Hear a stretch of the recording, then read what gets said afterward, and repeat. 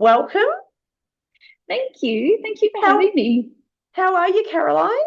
Yes, really good. Really That's good. good. Thank you. That's good. This is a great topic, and it's all about events today. And I think if anyone's nailed an event in their business, or maybe they put it off, you're almost the person to listen to and talk to about this because, in my eyes, you've absolutely nailed this. And having the Beauty Emporium in Mount Eliza, how long have you had that for? We've been there just over 9 years. Yeah, awesome. And your business partner, Naomi, as well. She's not with us today, but the two of you do an amazing job of having events. So I really want to dig deep into events and how we can share with our listeners, probably not to be scared to do them and, put them on repeat and have them regularly. So let's talk about why you do it, because I think that that's the most important. Why do you do these events? Well, we both really love hosting the events, and it's such a Mm, great time to catch up with clients outside of the treatment room. yes. Of course, it's a really good boost in revenue, that goes without saying. But we just also found we have such a beautiful community of clients, and we really love to do that for them. Mm.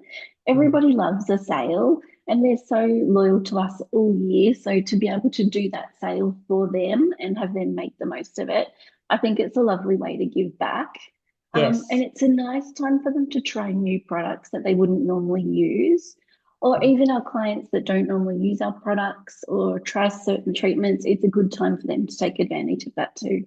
Yeah, for sure. I think I went to one more recently, and my neighbour, she said, "Do you want to come to this event on Wednesday night?" I'm like, "Yeah." She said, "Oh, we'll have a champagne, and like we'll go out." But it was nice to learn about different things. It was different treatments I'd never even heard of before, and it was at a doctor's level. But this was good. Like I was so keen to come, but I think there's a lot of preparation in it, and I know I'm happy for you to refer to notes, whatever you need to do, because you have a lot of preparation when it comes to this. And I think that's something that salon owners miss when it comes to putting an event together for success. Yeah, I agree completely. I actually think the prep is key to it all. Um, Naomi and I normally sit down at the start of the year and we decide when we're going to have our events, and we Yes. only ever have two a year. So the first one is generally for our birthday, which is in June. And Yes. that's a good time to have it because it can be a little bit of a quieter time too. Hmm. And then the second time is Black Friday, which is coming up really soon. But we spend a bit of time preparing. The first step is team meeting and just make sure everybody's on board, everybody knows what we're doing. Hmm. And the girls all look forward to it. So it creates a little bit of excitement for us all too. And then after that, we get all of our marketing in a line. And that is really important, I find, because if your clients don't know about it, and it's not going to go as well as you'd hoped. And I did a marketing course years ago, and it spoke about looking at your marketing plan like a Colosseum. And every post of the Colosseum is a different angle of your marketing. Yeah. And it's always stuck with me. I loved it. So we do that for everything. That's a And so you great might analogy. Great it is, analogy. I isn't it? It love was it. so Yeah. clever. It made me remember it. Yeah. So your social media might be one column, and that could be Instagram, TikTok, Yes. Facebook, and then with your Mm. Facebooks, expand out to Facebook events. Hmm. And then you might have flyers in the salon, and that um, obviously gets to those clients that are not on social media. We'll have posters up on the salon, something on the front window. We go around and visit all the local shop owners and invite them. Yeah. Because I don't know about other salon owners, but once you're in the salon, you tend not to leave. So you don't always Yeah. get to connect with the other businesses. So it's a nice time to invite them in and see them. Well, and it makes it more community. I think it doesn't matter whether your business is in a CBD or whether you're in a country town. You've always got that strip of shops or that, around the block or, that you can see. And how nice is that? Like they may not be a client of yours, and all of a sudden they are a client now because they're invited to a night that's full of fun. Yes, and word of mouth's Yeah. lovely. They might bring their staff or they might bring a friend. And we Mm. generally tell everybody to bring a friend. What else do we do? An SMS. But SMS can be a bit expensive, so we tend to hold off on doing our SMS until the day before. It's like Okay. that final reminder for everybody.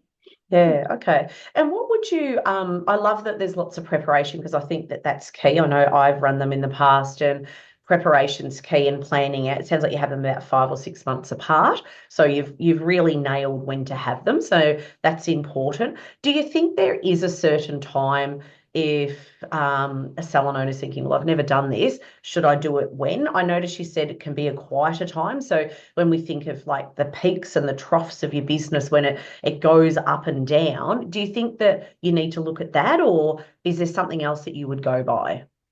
I like to do it in the quieter times. Black Mm. Friday is a tricky one because obviously November can be a busy Yeah. time, Yes. but we've really been forced into that, from the greater community, because Yeah. everybody's jumped on board Black Friday. They Yeah. love it. And if we don't have it, they'll just go and shop with somebody else. So, Correct. aside from that, we do like to do it in the quieter time. So, June, as you're heading towards that tax time or heading into winter, is Yeah. always a little bit quieter for our salon. But Mm. other salons might have a quiet time in January or, Yeah. Yep. August or whenever their birthday is. Everyone's just got to, I guess, look at their monthly. Figures. Mm. Yeah, that's right. Yeah. And see when's the right Yeah. time for them. Mhm. Definitely. And in like preparation, I know something that comes up a lot that I hear salon owners talk about is what should I put out? Like the food costs so much. We do balloons, we do displays, and I see other salons do it and it's thousands. Like I can't afford to do it. And I think you don't need to go that far. No, I agree. I agree. And we have done all of those things, and it doesn't change the figure at the end of the day. Ah, that's Um, good. we still have champagne and juice and sparkling water and all of that sort of thing. And we'll generally do passing food of finger sandwiches because Mhm. we find that's just something people can grab on the go. And it's nice to Mm. offer something. But cheese platters just sit there. Cookies, they don't get Ah, eaten. They generally, the staff will eat them the next week. yeah, I just don't think any of that stuff's necessary. So yeah. we keep it pretty simple. It's Mm. interesting you say that because you don't often go over to a platter or something, even though that's a simple thing to do. But if someone was to walk around with like something like a sandwich, what time of the day do you run your events? So this is a good question actually. We used to always Mm. do it in the evening and we'd start from about 4 in the afternoon and we'd run through Uh-huh. till eight o'clock at night. Mhm. And it was a lot of fun, but oh my goodness, it was so busy. And then we'd all Mhm. be a bit exhausted at the end of it. Yeah.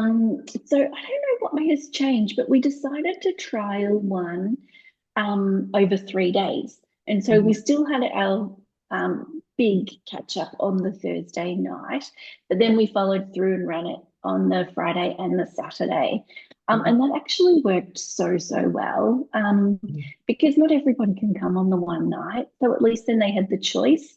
Mm. Or if someone did come on the one first night, they could go away and think about a few things, and then they could still come back on the Friday and Saturday and make their purchase if they wanted to. Mhm. And the team loved it because we didn't get that big inundation. We could Yeah. really spread the clients out. We had more time to talk to each client. It worked really well. So we've stuck with that.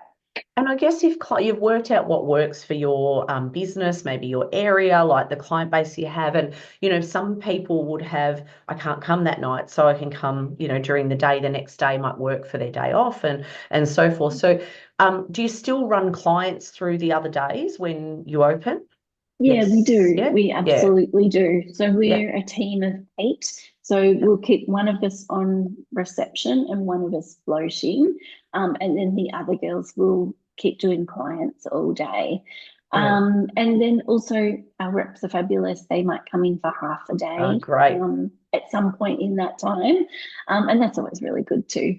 And I think that's a really good thing to ask is I don't know any company that wouldn't want to help you with an event. So I would definitely be asking any of your reps or BDMs to be a part of it, to contribute. I know even some of the owners of the companies turn up to events if you ask them. So I think you need to look out further of who can help you with these events.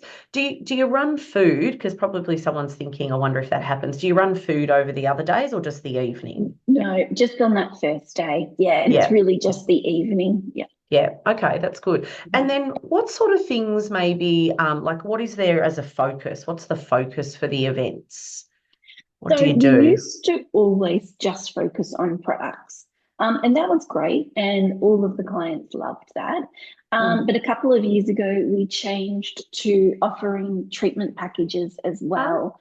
And it was such a game changer. It was actually amazing. And we do demos of whatever those packages are. We'll have a demo running on the first night, not so much yes. on the Friday or the Saturday. And I was amazed at how many people wanted to come and see the demos. Um, Wow. because I think obviously when they have the treatment done, they're lying down and they Like cannot see what you're doing. that. And we take it for granted because we do it all day long. But everybody loved the demos. They could sort of stand there and see exactly what was being done to them. Yeah. So that was a big hit. I highly recommend that. I remember But doing that yeah, in my own business, and we used to have different demos because we had hairdressing and beauty therapy, and we had like an upstairs level. We would have different treatments being performed in each room, and I know clients were like, "Oh, what are they doing?" Like, and I think the thing too is people are inquisitive to say, "Well, I've heard about Dermapen, or I've heard about that machine that you've got. I don't know what it does though." So yeah, so they're really interested to see, and I think any business owner that has certain services, like it could be a hair salon that does extensions, but they really don't know how to put them in, or it could be a salon that does, it will be like laser treatments or, different things that you hear the words, but as a client, you actually don't know what that they do on that treatment. So you do want to know more information. yes, absolutely. And I think we take it for granted that they know more than what they actually do. So yeah, Yes. no, the demos are a big hit. Especially if you've got a new treatment. Let's say you've just introduced laser or you've just introduced IPL. Yes. It's so good to do a demo that's new to you, new to the salon, show clients what you're offering, and then they'll Yeah. talk to their friends about it as well. It Yeah, works well. exactly. Yeah. Exactly. And so you do that as a focus. So you have like the demos on, you have products, you have, do you do discount on products? Is there usually some form of discount? Yeah, so we like to do 20% off all retail across the Hmm. board. And that Yep. just keeps it simple, 20% off everything. It's Yep. easy. Um, and then treatments, it really depends on what we're promoting. So a Yep. few years ago, we were promoting laser genesis. Yep. And so we were offering discounted packages, or if they just wanted to buy a one-off and try a one-off, $100 off their first treatment. Nice. And so that was quite good. Or RPL packages, then we were doing discounted packages of six. And Hmm. so often they would need more than six, but at least that was a good way to get them started. And Yeah. that worked quite well. So we don't discount all of our treatments. We just pick on what we want to focus on, and we'll just do a special package for that one. Yeah, and I think 6 months, if they're 5 or 6 months apart and a year away, like it's going to be a different thing you want to promote. Yeah. Yeah, yeah, So exactly. you've got your focus points. People are obviously they're paying on the day for product services, leaving deposits. There's probably lots of activity happening around the money side of it, of how they pay. Would that be right? Yeah, absolutely. Yeah, good. And then, so when you have the night and then you have the days, what I'd love to know is, do you make more on the night than you do the days? Like I know it said it sort of spreads the clients out and gives them opportunity to come in at a different time, like day and night. But do you know, or have you even gauged that? Is there more made through the day than in the evening? We do like to keep track of it, and generally Mm, the good. Thursday is always the best takings day. But then Friday's not so far behind, and Saturdays we only open till 1. So Saturdays is generally our Shorter. smallest day. Yeah. And Saturday is not a busy day for our clinic, so I think that's also why it's a bit of a smaller day. But yeah, I think day one is always the busiest. Mm. And when it's our birthday, we do little goodie bags, and we tend to offer them for the first 50 people that come in. So that's also another way to get everybody in on the first day. Mhm. It's nice to get one of those goodie bags. So everybody tries to come in early.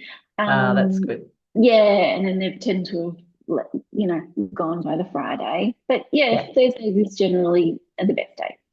And that's good. And I think continuing that, what's really good about it, it's always that question that comes up is I can't come, but I really want to get this. Can I still get the discount the next day? Yeah, yeah, of course you can. So Mm. I think whether you've got what promotions you've got on, it stops the questions from the team. You've prepped them prior to it in meetings and planning and making sure that you cover all of that.